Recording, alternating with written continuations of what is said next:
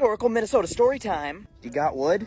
Minnesota does. Land of 10,000 lakes is also home to 17 million acres of forest. That's 26,000 square miles, or 20% of the entire state. But out of those 17 million acres, 40 are a little more special than the rest. Of these millions and millions of acres, a good portion of that is big red and white pines like you see here behind me. And despite these ones here in my own backyard being impressively tall, these are pretty young trees. In fact, 98% of Minnesota forest is new growth. And that's because in the 1800s, Minnesota was one of, if not the largest lumber producers in the country and even the world. And as a result, the entire state was basically clear-cut of all the forests that grew here. All save for some trees that were almost inaccessible up in the boundary waters, and a little 40-acre tract in the middle of Chippewa National Forest I was able to hide from loggers for nearly a century and would become known as the Lost 40. I was able to accomplish this thanks to the mistake of a surveyor, Joseph A. King, and his three-man crew back in November of 1882. This was one of the first surveys of the Minnesota Northwoods. They were about 40 miles out and they were plotting the location of Lake Coddington. And I'm assuming they were cold and they were wet because it was November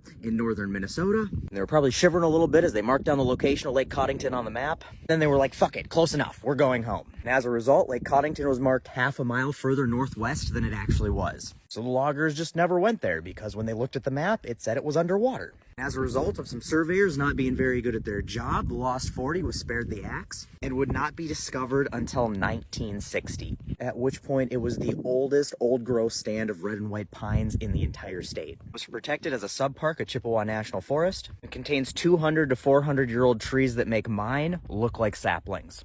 So if you're ever in north central Minnesota and you want to see some big wood, it's well worth taking the time to make the hike to see the Lost 40.